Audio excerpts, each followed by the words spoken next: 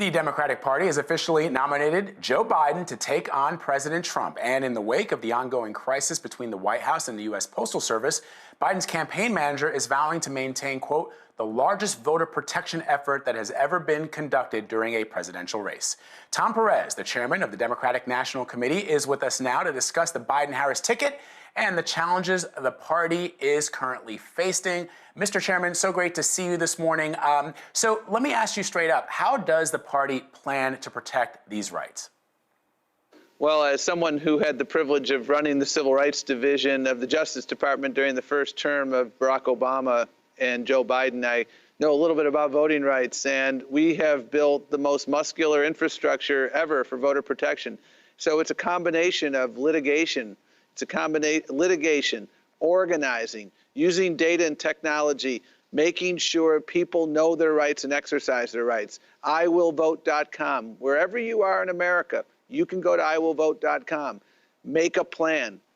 Vote early if you want. If you want to vote absentee, get the ballot on day one.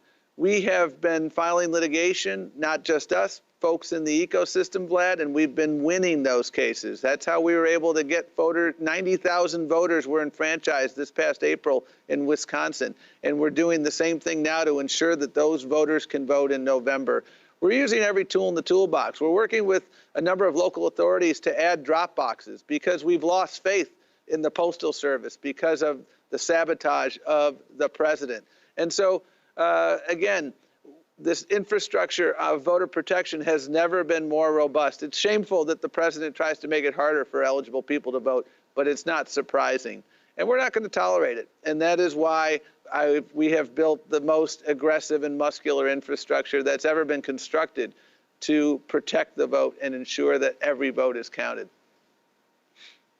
It's a good point that you make, Mr. Chairman, and I suspect there are a lot of people this morning that will see the reversals by the Postmaster General and think to themselves, phew, I'll be able to carry on as planned, but you're still concerned, as many others are, that there may still be some disenfranchising going on, and that's why people need to stay vigilant and, as you say, vote early. So are you confident that people will be able to do that? Are you getting that message out? Oh, we are, and the data supports it. It's a great question, Vlad. I mean, you look at Florida, for instance.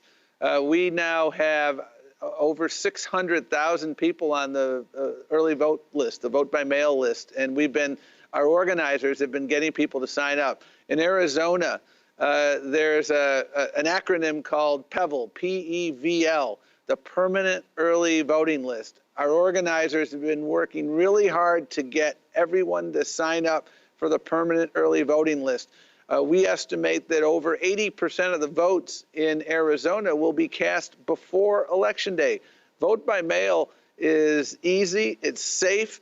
People in Arizona, Florida, Oregon, Washington State, Colorado, and so many places have been using it, and using it with great effectiveness for some time. And so that is why we're going to continue these efforts, and we're going to court to make sure that these suppression tactics aren't allowed to continue. And I applaud Speaker Pelosi for what she's doing, bringing Congress back, because this is our democracy that is on the ballot. And we are not going to tolerate efforts to interfere with the exercise of the most fundamental right, that right to vote. Let's switch gears, Mr. Chairman, and talk about Senator Kamala Harris making history as the first Black woman nominated for the vice presidency. I've also noted that we should also mark that it is the first graduate of an HBCU on a presidential ticket. I mean, just if we pause and we think about that for a moment, how significant that is, what does this moment represent for the party, the Democratic Party, and what do you think it will do? We've always talked about this notion that Black women are the backbone of the Democratic Party. How do you think that having Kamala Harris on the ticket will embolden and engage even more people to come out and vote? Oh, I think Kamala Harris is a home run for Joe Biden on so many levels. I know Senator Harris well. I know her family well.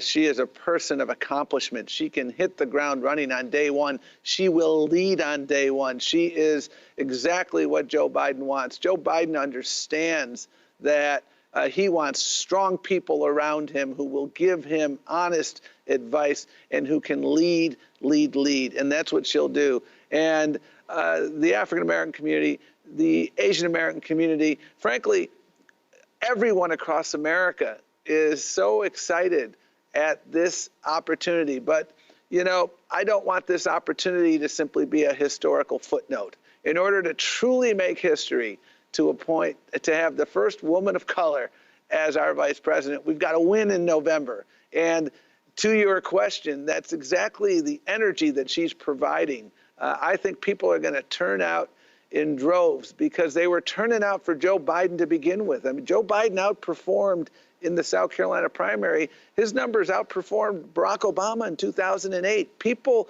are energized for Joe Biden, and people are energized even more with Joe Biden and Kamala Harris. That's the definition of a dream team.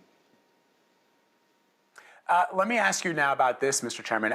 Some Latino activists and politicians, including former 2020 presidential candidate Julian Castro, have been critical of the DNC for featuring too few Latino speakers. 3 Latino speakers have been given their own speaking slot throughout the 4-night convention. This year, Latinos will be the largest non-white voting bloc. How do you respond to some of those critics? Oh, they are my friends, and I love them, and I invite them to look at what we've done the first 2 nights and look what we'll continue to do. We've had remarkable speakers that reflect the broad quilt of the Democratic Party, and you haven't seen all of them yet. Michelle Lujan Grisham, remarkable governor of New Mexico. We've already heard from Catherine Cortez Masto, Eric Garcetti, mayor of Los Angeles. Look at the first segment last night. Those 17 leaders across America, African American, Asian American, Latino, Native American, gay, straight. Our party is remarkable in its diversity.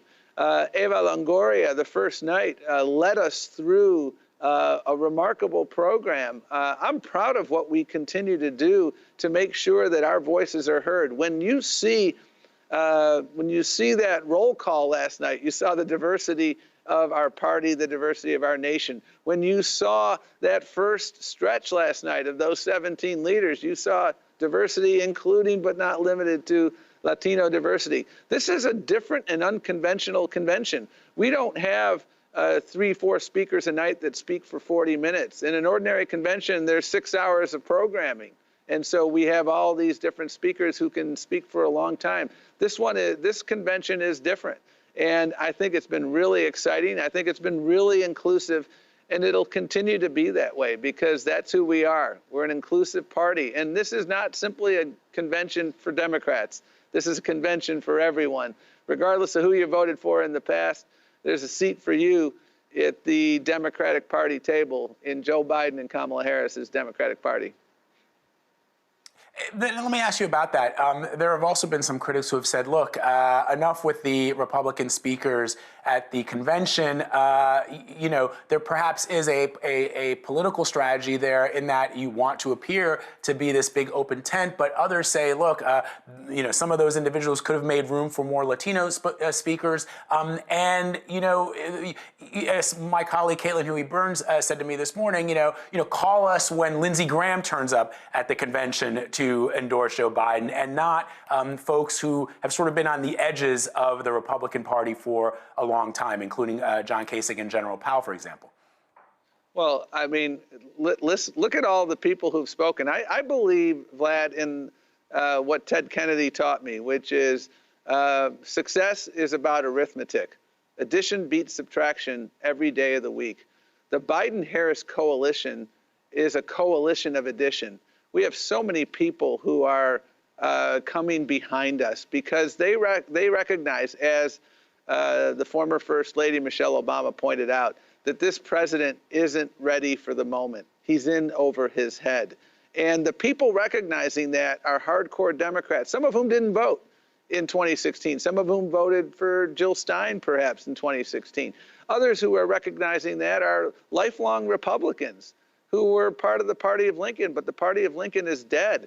I think it's incumbent on us to not only unite the party, which we've made tremendous strides in, thanks to all of the people who ran for president, But I think it's incumbent on us to unite the nation and to say to folks, and again, the Kristen Urquilla, who spoke the other night, her father, a lifelong Republican, his one pre-existing condition was that he listened to Donald Trump.